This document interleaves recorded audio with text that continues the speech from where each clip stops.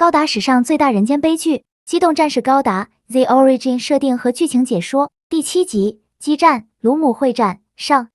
满史诗战斗机是联邦军开发的一款宇宙用战斗机型，其主要职责是负责执行殖民星的防卫任务。不过这一型战斗机攻击能力比较低下，武器上仅配备了一门无后坐力加农炮，该炮的威力较小，很难对有装甲的目标构成威胁，不太适合在正规战场上进行作战使用。因此满史诗战斗机通常主要执行巡逻和侦察等低烈度的任务，非常适合殖民星上的守备部队装备使用。目前满史诗战斗机基本隶属于位于 Side 2的殖民星哈特防卫部队。然而自从吉翁公国成立后对联邦进行宣战，哈特就选择了站在吉翁公国的对立面支持联邦政府，结果开战没多久就遭到了吉翁公国的入侵。虽然哈特的防卫部队奋起反击，但自身装备的满史诗完全不是吉翁机动战士的对手，结果这场保卫战变成了吉翁公国单方面碾压哈特的战役。两方之间的战力相比已经用悬殊不足以形容，完完全全是吉翁在对哈特进行降维打击。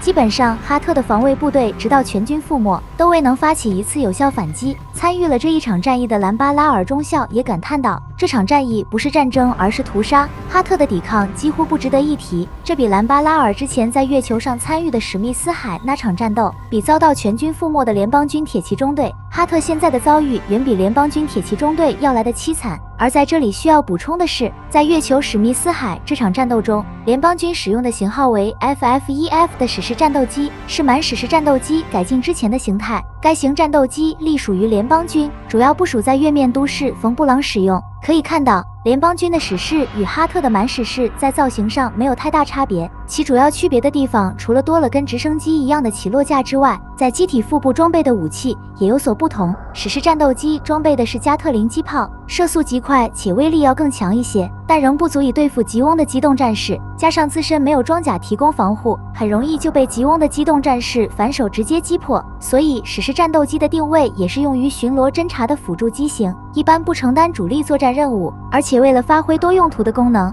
两个机翼下设有外挂点，可以加装各种吊舱来满足不同的任务需求，比如携带电子观察吊舱，来方便将前方信息传递给后方进行指挥。虽然自身机动速度很快，但终究自卫能力较弱，使得自身在战场上的生存能力较低，一旦被发现很容易被敌方击落。结果在月面史密斯海这场战斗中，在联邦军派出的5架史诗战斗机全部被击落后，使得负责指挥的皮萨罗级运输舰不得不冒着风险靠前指挥，结果被夏亚驾驶的扎古1型击毁，最终包括12架铁骑中队的钢加农初7型在内，联邦军在月球史密斯海这场战斗中全军覆没，直接以惨败收场。除了基于史诗战斗机改进的满史诗战斗机之外，哈特殖民星的防卫部队还有梭鱼级战舰，该型舰艇整体体积较小，相当于联邦军普遍装备的萨拉米斯级宇宙巡洋舰体积的一半，所以相应舰上的武装火力比联邦军的舰艇要差上不少。其前后共设有5门麦格粒子加农炮来作为梭鱼级主要的输出火力，并设有4座防空炮台来为舰艇提供防护。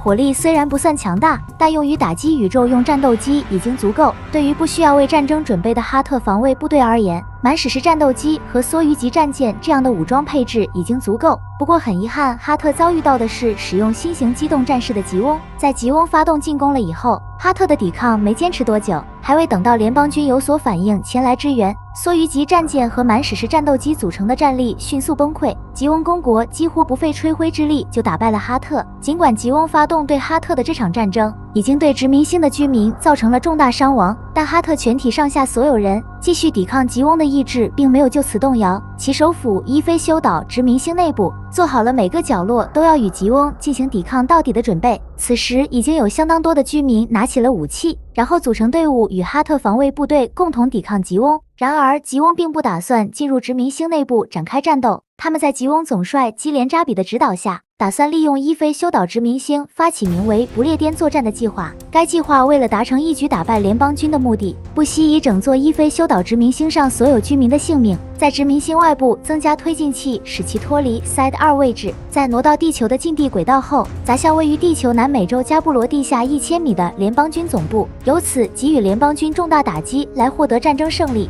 而这个计划的第一步，那就是先对殖民星内部的居民全部消灭，以极短的时间完全控制驻伊菲修岛殖民星，并杜绝了殖民星内部的人员对不列颠作战计划进行破坏的可能性。由于这个计划实在是过于反人类，所以在多兹鲁扎比中将将此计划安排给兰巴拉尔中校负责执行的时候，兰巴拉尔中校断然拒绝执行了这一计划。在经过一番争吵之后，兰巴拉尔退出了哈特所有的作战行动。之后，作为维尼上级的处罚，将兰巴拉尔的军衔降到了上尉。尽管基西利亚扎比一度要抓拿兰巴拉尔进行问罪，但在行动的过程中遭遇到了克劳利哈蒙的阻止，最终促使基连扎比和基西利亚扎比权衡之下选择不了了之。而不列颠作战计划并没有在兰巴拉尔拒绝执行的情况下终止，当时很快就安排了另一名人员来负责不列颠作战计划的实施。于是臭名昭著的GG 毒气注入艇就在这个时候登场。此类装备的造型看起来相当怪异，其外表就像是一只巨大的虫子抱着2个煤气罐的模样。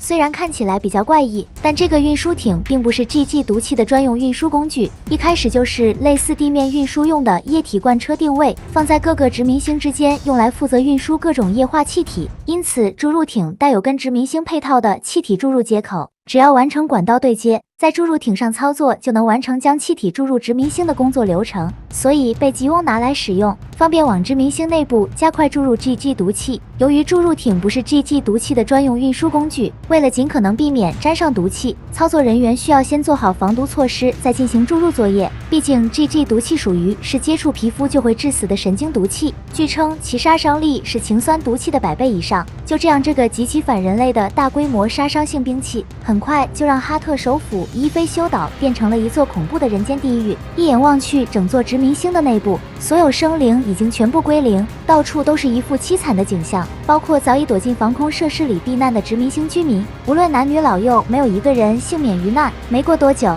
吉翁便启动了早已安装完毕的动力装置，伊菲修岛殖民星就这样脱离了 SIDE 2位置，就这样越过月球向地球的近地轨道奔去。虽然联邦军组织了舰队进行阻止，但伊菲修岛殖民星过于庞大，难以迅速摧毁，而且吉翁在启动动力装置之前还对殖民星外层进行了加固，所以联邦军的行动已经为时已晚。伊菲修岛殖民星已经不可避免地砸向了地球，一跌入大气层后，殖民星的主体结构就被分成了3段，而主体结构之外的部分也开始迅速分崩离析。很快，这些散落的部分化成了一团团的火球，而主体这3个部分分别坠向了北美、太平洋和澳洲这3个位置。虽然没有按照既定的目标砸向南美位置的加布罗，但吉翁发起的这个不列颠作战却对地球造成了巨大灾难。这场史无前例的浩劫使相当多的城市都遭到了毁灭性打击，直接造成人员死伤预估多达几十亿，再算上灾难后引发的疾病和饥荒等2次伤害，预计直接和间接造成的人员伤亡将数不胜数。面对如此惨状，联邦内部的各个成员国都将联邦总部的国旗降至半旗以表示哀悼。但是比较令人感到气愤的是，这场战争并不会因此结束。以基连扎比为首的吉翁公国在没有取得对联邦军完全胜利的情况下，绝对不会就此罢手，选择结束战争。特别是总帅基连扎比的野心已经膨胀到了难以复加的地步，连高高在上的吉翁公王德金索多扎比几乎到了无能为力的地步，连给这场战争画出边界、按下停止键都变得困难重重。于是，一场规模更加庞大的战争即将在鲁姆为之爆发。